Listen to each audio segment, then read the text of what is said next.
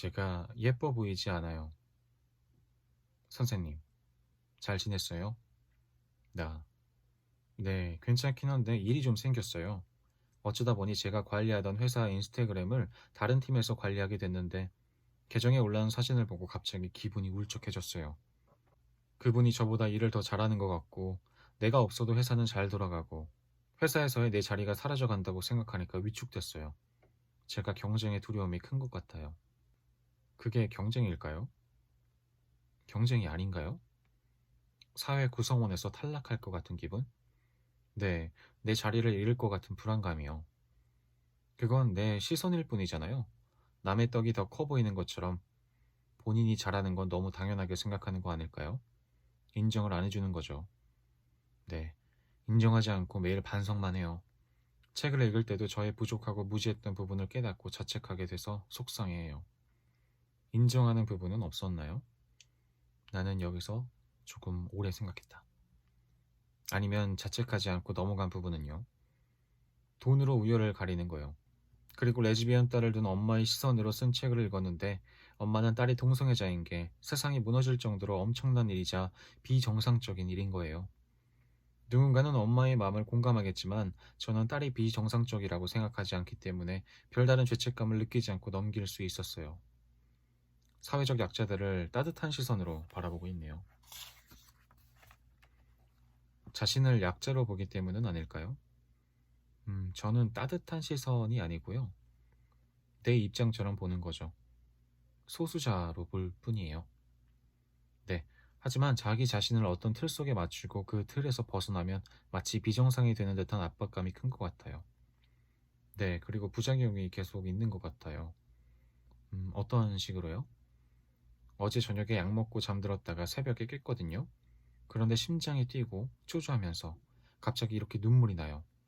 그리고 제 검사 결과가 페이킹 배드, 실제 상태보다 자신을 훨씬 안 좋게 느끼는 상태였잖아요. 그래서 너는 지금 오버하는 거야. 그 정도로 힘들지 않은데 유난 떠는 거야. 이렇게 자책하기 시작했어요. 그런데 그게 너무 억울해서 내 상태가 심각하다는 걸 증명하고 싶었어요. 그 후 상비약과 수면제를 먹었더니 바로 뻗었고요. 페이킹 배드는 말씀하신 것과는 조금 달라요. 일로 비교하자면 사실 꼭 필요한 사람인데 본인은 나 따위는 없어도 돼 라고 생각하는 패턴이죠. 힘들다는 마음에 심취해서 정신도 지배당하게 돼요. 얼마나 오래 걸릴지 모르겠어요. 너무 지난한 것 같아요. 다르게 생각하는 걸 성공했을 때는 기쁘지만 자책했던 시간이 길었으니 잘 안 돼요. 내가 하지 않았던 것들을 해봤으면 좋겠어요.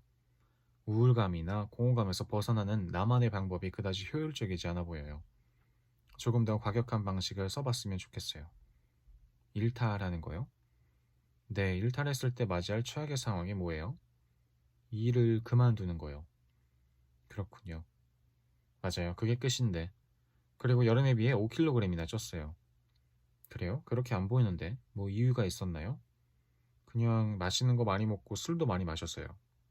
그전에도 술 많이 마셨잖아요. 맞아요.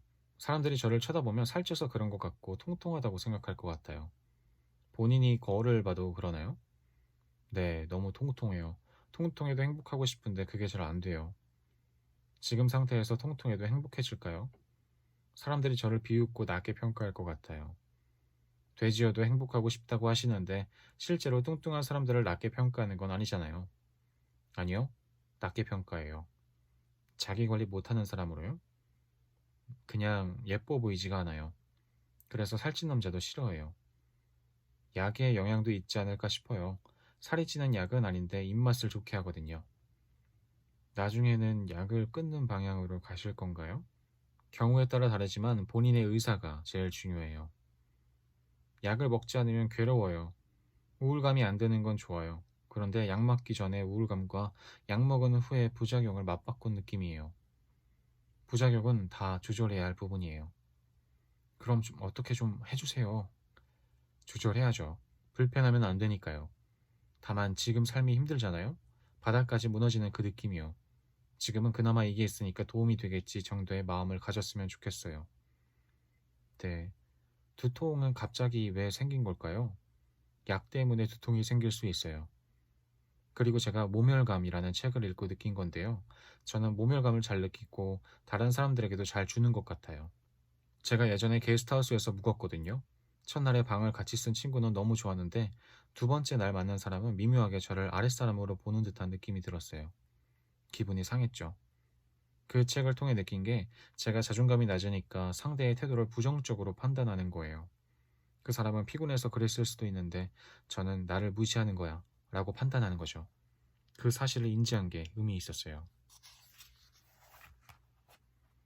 모든 원인을 나한테서 찾지 않았으면 좋겠어요. 그냥 재수없어도 돼요. 언니랑은 요즘 어때요? 아, 언니가 달라진 것 같아요.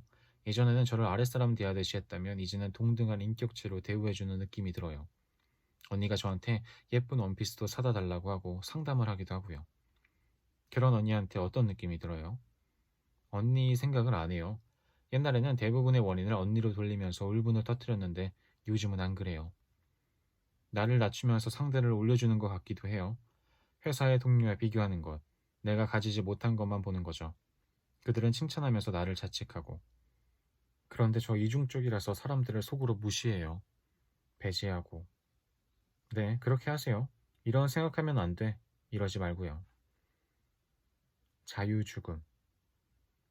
너는 그 정도로 힘들지 않은데 유난 떠는 거야. 이렇게 자책하기 시작했어요. 그런데 너무 억울해서 내 상태가 심각하다는 걸 증명하고 싶었어요. 홍승희 작가의 자살일기 중 자유죽음에 대한 글을 읽었다.